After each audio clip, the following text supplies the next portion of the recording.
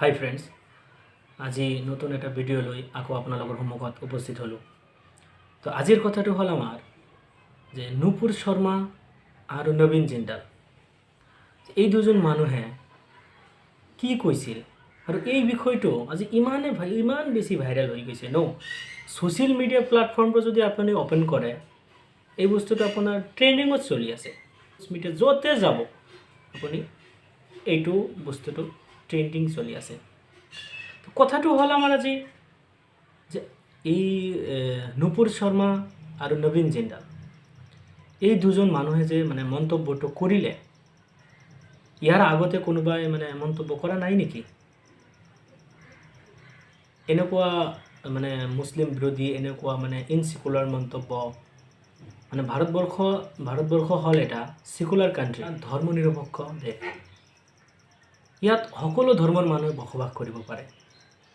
হ'ব পাৰে সেইটো হিন্দু, হ'ব পাৰে সেইটো মুছলিম, হ'ব পাৰে সেইটো জৈন, বৌদ্ধ, খ্ৰীষ্টান, যিমানবিলাক আপোনাৰ ধৰ্ম আছে সকলোবিলাক মানুহে ইয়াত বসবাস কৰিব পাৰে। ইয়াত আমি সকলোৱে মিলা প্ৰীতিৰে থাকোঁ। ইয়াত কিয় আজি পলিটিকেল লিডাৰ যিবিলাক পলিটিকেল লিডাৰবিলাকৰ কাৰণে আজি আমাৰ সমাজত হিন্দুৱে আজি মুছলমানক ভয় পায়? আপুনি নিউজ মিডিয়া অ'পেন কৰিব, ছ'চিয়েল মিডিয়াত যাব তাতে কি দেখিব যে এনেকুৱা কিছুমান সিহঁতে কথাবিলাক দাঙি ধৰে। মুছলমান মানুহৰ দৰে বেয়া মানুহ আৰু নাই। এই এটা জাতি আছে, সেইটো হ'ল মুছলমান, সেইটোৱে বেয়া আচলতে। এই কথাটো সিহঁতে প্ৰকাশ কৰে প্ৰতিটো নিউজ চেনেল, ডাঙৰ নিউজ চেনেল সেইবিলাক। মই নাম নকওঁ, এটাৰো নাম নকওঁ, আপোনালোকে জানে আৰু। এই মানুহবিলাক কি কৰে? নুপুৰ শৰ্মা আৰু নবীন জিন্দাল এই দুজন মানুহে যে মন্তব্যটো যে কৰিলে, বিশেষ কৰি নুপুৰ শৰ্মাই যিটো মন্তব্য কৰিলে সেইটো লৈ আজি দেশ জুৰি তোলপাৰ হৈ আছে। কিয়? ইয়াৰ আগতে মন্তব্য কৰা নাই কোনোবাই? আৰু বহুত নেতা আছে বিজেপিত, এনেকুৱা পলিটিকেল লিডাৰ বহুত আছে আৰু এনেকুৱা কুট মন্তব্য কৰা নেতাবিলাক। তেতিয়া একো নহয়, ইহঁতে কৈ আজি দেশটো এনেকুৱা কৰি পেলাইছে যোনে যি ভাবে তাকে কৈ পেলাই দেশটো এনেকুৱা হৈ গৈছে। কিয়? আমি মানুহ, এইটো ধৰ্ম নিৰপেক্ষ দেশ, কিন্তু আমি যিকোনো বেলেগ এটা ধৰ্মক আমি গালি পাৰিব নোৱাৰোঁ না। আমি মুছলমানহঁতকো গালি পাৰিব নোৱাৰোঁ, হিন্দুহঁতকো গালি পাৰিব নোৱাৰোঁ, জৈনহঁতকো গালি পাৰিব নোৱাৰোঁ, খ্ৰীষ্টানসকলকো গালি পাৰিব নোৱাৰোঁ। কাৰণ সকলোৱে বসবাস কৰা ইয়াত অধিকাৰ তাহাঁতৰ আছে, কিয় গালি পাৰিব? আজি চাওক, এই যে ঘটনাটো হৈ গ'ল, আমাৰ যিটো প্ৰধানমন্ত্ৰী আছে সি একো কথাই কোৱা নাই। আপোনাৰ এসপ্তাহমান হৈ গৈছে, এটা 10 দিন 12 দিনমান হৈ গৈছে, কোনো ৰেছপন্স নাছিল যেতিয়া এই নিউজটো পাব্লিছ হৈছে। যিবিলাক বাহিৰা দেশ আছে, চৌদি আৰৱ, ইৰাণ, ইৰাক, কাটাৰ, এই দেশবিলাক মুছলিম যিবিলাক দেশ আছে, এই দেশবিলাকে কি কৰিলে যে ভাৰতৰ বস্তুবিলাক বয়কট কৰিবলৈ ধৰিলে। কিয় বয়কট কৰিলে? কাৰণ এই ভাৰতৰ যিটো প্ৰধানমন্ত্ৰী সেই প্ৰধানমন্ত্ৰীৰ সেই দলৰ পৰাই সিহঁতৰে নেতা এনেকুৱা কিছুমান মন্তব্য কৰে যিটোৰ মিনিংলেছ মন্তব্য।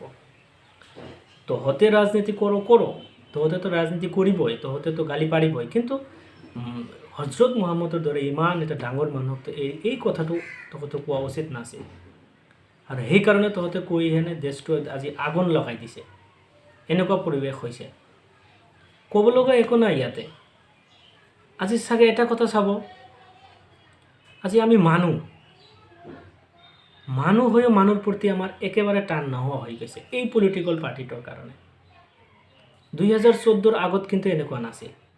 2014 আগৰ যিবিলাক নিউজ আছিল, আগৰ যিবিলাক আমাৰ আছিল সংস্কৃতি আছিল, তাত হিন্দু আছিল, মুছলিমো আছিল, সকলোগিলাই আছিল, কিন্তু এনেকুৱা কিন্তু দেশৰ কোনো পৰিৱেশ হোৱা নাছিল। আজি কিয় হ'ল?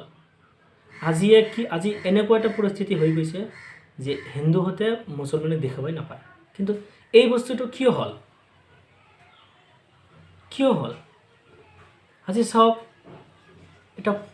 এটা জন্তুবিলাকৰো সংস্কৃতি আমাতকৈ বেলেগ আছে। আমি মানুহ হৈ মানুহক হিংসা কৰোঁ, কিন্তু যিবিলাক জন্তু আছে সিহঁতেও হিংসা নকৰে। চাওক, এটা এক্সাম্পল লওক, এটা হাতীৰ কথা আপুনি ভাবি চাব। যদি এটা হাতী আপোনাৰ বিপদত পৰে, এই গোটেই হাতীবিলাক সিহঁত আহি সেই জাগাটোত আহি কি হয়, একত্ৰিত হয়। বা এটা হাতীৰ যদি এটা পোৱালি যদি ক'ৰবা এটা বিপদত পৰি যায়, তো সকলোগিলা হাতী আহি তাতে একত্ৰিত হয় তাক বচাবৰ কাৰণে। সিহঁতে জন্তু হৈও সিহঁতে বুজে, জন্তু হৈও সেই বস্তুগিলা বুজে যে আমিতো জন্তু, আমাৰ এইবিলাক সকলো আমাৰে। এই যে এটা হাতী যে বিপদত পৰিছে, আমি তাক এৰি নাযাওঁ, যেনেকুৱা কৰি হওক তাক বচাই লৈ কিনে সিহঁতৰ জংঘলত গুচি যায়। কিয়নো সিহঁতৰ এটা বস্তু কি জানানে? সিহঁতে নাজানে কোনো ধৰ্ম, সিহঁতে নাজানে কোনো ৰুলছ, সিহঁতে নাজানে কোনো ধৰণৰ ৰুলছ এণ্ড ৰেগুলেশ্যন, কোনো কিছু নাজানে। সিহঁতৰ কোনো ধৰ্ম নাই, কিন্তু সিহঁতৰ মনত এটা জিনিস আছে যে সৃষ্টিকৰ্তা এজনে। ইয়াত কোনো হিন্দু নাই, ইয়াত কোনো মুছলিম নাই, ইয়াত কোনো জৈন নাই, ইয়াত কোনো খ্ৰীষ্টান নাই। সেইকাৰণে সিহঁতৰ কোনো কাজিয়া নহয়। কিন্তু আজি আমি মানুহবিলাক কি কৰিছোঁ, এই ধৰ্মক লৈ ডিবেটন সৃষ্টি কৰিছোঁ।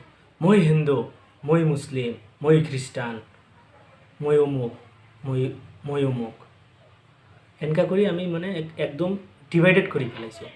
সেইকাৰণে আজি এজনৰ বিপদত আমি আনজনে নাযাওঁ। যে এটা জন্তু যদি বিপদত পৰে, বেলেগ জন্তুবিলাক আহি একত্ৰিত হয় তাক বচাবৰ কাৰণে। কিন্তু আজি আমাৰ মানৱ সমাজটো এনেকুৱা এটা নিকৃষ্ট পৰিৱেশত চলি গৈছে। তহঁতে ৰাজনীতি কৰোঁ, ঠিকে আছে, ৰাজনীতি কৰি থাক। চাবি, এটা কথা চাবি, তহঁতে এই যিবিলাক পলিটিক্যাল লিডাৰ আছে সিহঁতক মই কৈ আছোঁ, ডাইৰেক্টলি কৈ আছোঁ, তহঁতে এটা বস্তু চিন্তা কৰি চাবি যে আজি কেজৰিৱালৰ দৰেও এটা লিডাৰ দিল্লীত আছে,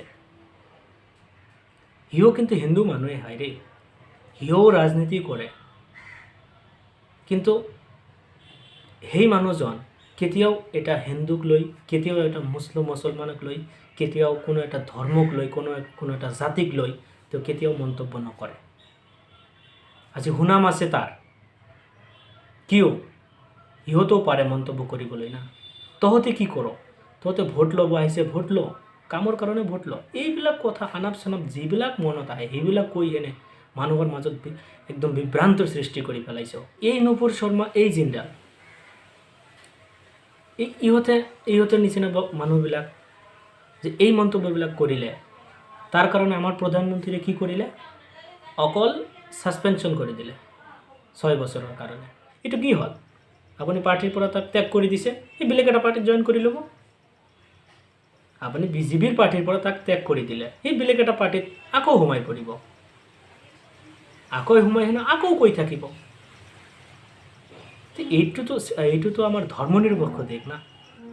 আপুনিতো দেশৰ প্ৰধানমন্ত্ৰী হয়, আপুনি ইয়াত ষ্ট্ৰিক্ট ৰুল এটা লাগু কৰক যে যিকোনো ধৰ্মৰ মানুহ হওক, ইয়াতে আপুনি পলিটিক্স কৰক, যিটোৱে কৰক, কিন্তু আপুনি কোনো ধৰ্মক কোনো গালি পাৰিব নোৱাৰে। ইয়াত ধৰ্ম লৈ আপুনি ৰাজনীতি কৰিব নোৱাৰিব। ষ্ট্ৰিক্ট ৰুল দিয়ক আপুনি, তেতিয়া আৰু ধৰ্মক লৈ কোনোবাই মন্তব্য কৰিবলৈ সাহস নহ'ব মানুহৰ। আপুনি এইটো নকৰে, পাৰ্টিৰ পৰা ছাছপেনশ্যন কৰি দিয়ে, পাৰ্টি ত্যাগ কৰিবলৈ কয়, সি বেলেগ এটা পাৰ্টিত জইন কৰিব, আকৌ চেম। আৰু মানুহ আছে তো বিজেপিৰ, এইবিলাক নাম ল'লে বহুত হৈ যায়, নকওঁ এইবিলাক। আপোনালোকে স্ক্ৰীণত চাইছে ন, এই মানুহবিলাকতো আছে ন, মই নাম লোৱা নাই এইজনৰো, সিহঁততো আছে। এই যে ফেচবিলাক আপোনালোকে চাই আছে, আপুনি স্ক্ৰীণত চাব, আপুনি স্ক্ৰীণত চাব, এই যে ফেচবিলাক আপোনালোকৰ সন্মুখত দেখাই দি আছে, ইহঁতেতো মন্তব্য কৰি থাকে না, ক'ত মন্তব্য কৰি থাকে না, ইহঁতে কেনেকুৱা ধৰণৰ মন্তব্য কৰে, তেতিয়া প্ৰধানমন্ত্ৰী একো নকয়। সেইকাৰণে প্ৰধানমন্ত্ৰীলৈ আমাৰ এটাই কথা যে আপুনি এই ছাছপেনশ্যন যিটোৱে কৰিছে তাৰ বিৰুদ্ধে এটা কঠোৰ নিয়ম জাৰি কৰক। সেইটো হিন্দুৱে হওক, সেইটো মুছলমানেই হওক, যিকোনো ধৰ্মৰ মানুহ হওক, কোনো এটা ধৰ্মক গালি পাৰিব নোৱাৰিব আৰু সেইটো লৈ ৰাজনীতি কৰিব, এনেকুৱা কোনো ধৰণৰ মন্তব্য কৰিব নোৱাৰিব। আপুনি পলিটিক্স কৰে, পলিটিক্সৰ দৰে মন্তব্য কৰিব, বেলেগ কোনো মন্তব্য নকৰিব। এনেকুৱা এটা ৰুল লাগু কৰক। আপুনিতো পাৰিব, কোনে পাৰিব আৰু? আজি আপুনি কৰিব, আজি আপোনাৰ পাৰ্টি আছে, আজিৰ পৰা 20 বছৰ পাছততো আপোনাৰ পাৰ্টিটো নাথাকে, কিন্তু আজি যদি আপুনি এই ৰুলটো আজি যদি লাগু কৰি থৈ যায়, এটা ৰুল যদি নতুন এটা ৰুল বনাই থৈ যায় যে কোনো এটা ধৰ্মৰ বিষয়ে তহঁতে মন্তব্য কৰিব নোৱাৰিবি, এনেকুৱা যদি এটা মানে ৰুল আপুনি বনাই দি থৈ যায়, আজিৰ পৰা 20 বছৰ পাছত ইতিহাসত আপোনাৰ নাম থাকি যাব। আমাৰ ল'ৰা ছোৱালী যিবিলাক আহিব, ল'ৰা ছোৱালীবিলাক কিতাপত আপোনাৰ নাম চাব যে আমাৰ এনেকুৱা এজন প্ৰধানমন্ত্ৰী আছিল। আৰু ভাবি চাব, আজি মানুহ হৈও মানুহৰ প্ৰতি আমালোকে একেবাৰে চিৰঞ্চীল হৈ গৈছে। যে কাৰো প্ৰতি কাৰো নাই, মহব্বত নাই, সকলোবিলাক উঠি গৈছে। আমাতকৈ জানুৱাৰী অনেক বেটাৰ, আমাতকৈ জানুৱাৰগিলাও ভাল আছে। আজি যিখিনি কথা ক'লোঁ, কোনো পলিটিকেল দলক লৈ কোনো দলক লৈ মই কোনো ধৰণৰ কোনো মন্তব্য কৰা নাই। যিখিনি কথা কৈছোঁ মোৰ মনৰ কথাই কৈছোঁ। কাৰোবাৰ লগত মোৰ কোনো হেঙা নাই, কোনো ধৰণৰ সকলোবোৰ মৰম চেনেহ আছে। তো আজি এইখিনিয়ে। তো আপোনালোকৰ কিবা কথা ক'ব থকা থাকিলে কমেণ্ট বক্সত জনাওক, আৰু মোৰ চেনেলটো ছাবস্ক্ৰাইব কৰিব, মোৰ লগতে থাকিব। তো আজিলৈ ইমান।